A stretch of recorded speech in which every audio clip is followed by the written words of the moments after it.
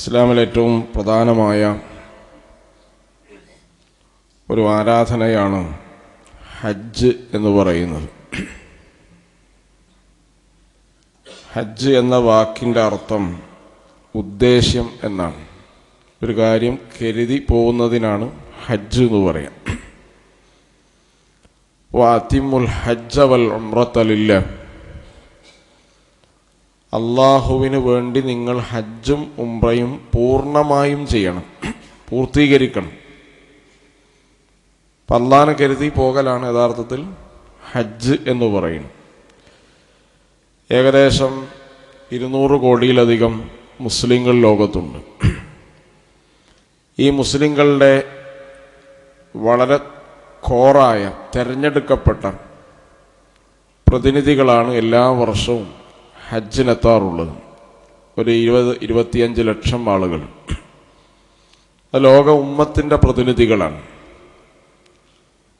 അവർ ഈ ഹജ്ജിൻ്റെ ഏറ്റവും വലിയ പ്രത്യേകത, എന്താണോ ഇസ്ലാം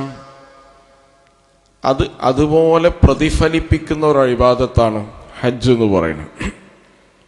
ഇസ്ലാം സമ്പൂർണവും സമഗ്രവുമായൊരു ജീവിത പദ്ധതിയാണ്.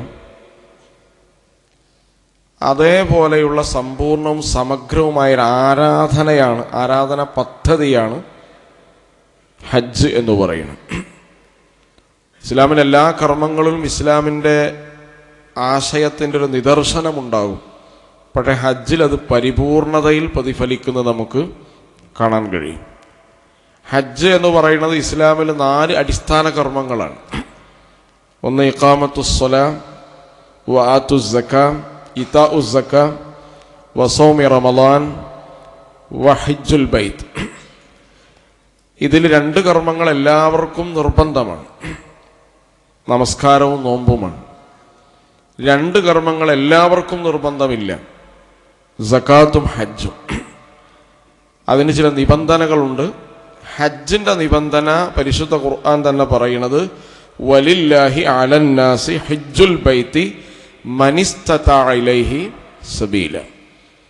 അവിടേക്ക് എത്താൻ കഴിയുന്ന അവസ്ഥ ഉണ്ടാവുക, ആരോഗ്യമുണ്ടാവുക, സമ്പത്തുണ്ടാവുക. പഴയകാലത്ത് തടിയാലും വഴിയാലും സുരക്ഷിതരാവുക എന്നൊക്കെ പറയാറുണ്ട്. അങ്ങനെയുള്ള ആളുകൾക്ക് ഹജ്ജ് നിർബന്ധമുണ്ട്. ഹജ്ജിനെ കുറിച്ച് ഖുർആൻ പറയുന്നത് അൽ ഹജ്ജു അശ്ഹുറും മഅലൂമാത്ത് എന്നാണ്. ഹജ്ജ് എന്ന് പറഞ്ഞാൽ മാസങ്ങളാണ് എന്നാണ് പറയുന്നത്. അപ്പം അതെന്തിനാണ് അങ്ങനെ പറയുന്നത്? സാധാരണ ഹജ്ജിൻ്റെ കർമ്മങ്ങളാണല്ലോ പറയേണ്ടത്. ഹജ്ജ് എന്ന് പറഞ്ഞാൽ ഇങ്ങനെയാണ്, നിസ്കാരം എന്ന് പറഞ്ഞാൽ ഇങ്ങനെയാണെന്ന് പറയുന്നതിന് പകരം അൽ ഹജ്ജു അശ്ഹുറും മഅലൂമാത്ത് എന്നാണ്. ഇബാദത്തുകളിൽ ഏറ്റവും ഒരുക്കം ആവശ്യമായ ഇബാദത്താണ് ഏത്? ഹജ്ജ്. അതുകൊണ്ട് 3 മാസമെങ്കിലും മിനിമം ഹജ്ജിനൊരാൾ ഒരുങ്ങണം.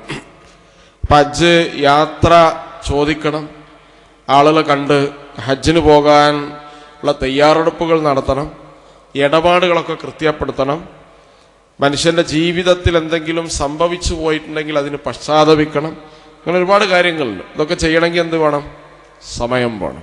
കാരണം ബന്ധങ്ങളിൽ എന്തെങ്കിലും പ്രശ്നങ്ങൾ ഉണ്ടായിട്ട് ഒരാൾ ഹജ്ജിന് പോയിട്ട് കാര്യമില്ല. കച്ചവടക്കാരാണ്, എല്ലാ ഇടപാടും തീർക്കാനൊന്നും കഴിയില്ല, അങ്ങനെ റോൾ ചെയ്ത് പോകുന്ന കച്ചവടക്കാരായിരിക്കും. പക്ഷേ അതൊക്കെ തെർത്തീബാക്കണം, കൊടുക്കാൻ പറ്റുന്ന മാക്സിമം കൊടുക്കാം. ലൈനിലൊക്കെ സാധനം ഇറക്കിപ്പോയിട്ടുണ്ടാവും, അയാളുടെ സാധനം വിറ്റ് ലാഭമൊക്കെ കുട്ടികൾക്ക് തിന്നാൻ കൊടുത്തിട്ടുണ്ടാവും, എന്നാലും ഈ മനുഷ്യൻ്റെ പൈസ കൊടുത്തിട്ടുണ്ടാവില്ല. അങ്ങനെയൊക്കെയുള്ള കൊടുക്കാൻ പറ്റുന്ന മാക്സിമം നമ്മൾ എന്ത് ചെയ്യുക? പൈസ കൊടുക്കാൻ പറ്റുന്നത് കൊടുക്കുക. പറ്റാത്തത് വന്നതിന് ശേഷം ഒരു ഡേറ്റൊക്കെ പറഞ്ഞിട്ട് തെർത്തീബാക്കുക, മാക്സിമം ഇടപാടുകൾ ക്ലിയറാക്കുക.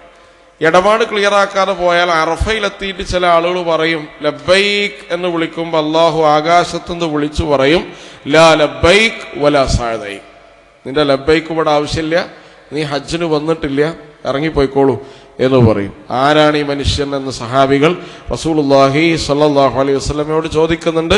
അപ്പോൾ നബി തിരുമേനി സ്വല്ലല്ലാഹു അലൈഹി വസല്ലം പറയാ കുടുംബബന്ധം മുറിച്ച ആളാണ് എന്നാണ്. അപ്പോൾ 5-6 ലക്ഷം രൂപ വേസ്റ്റായി. കാരണം ലാ ലബ്ബൈക്ക് വലാ സഅദൈക്. അപ്പം ഹജ്ജിൻ്റെ ഒരുക്കം വളരെ പ്രധാനമാണ്.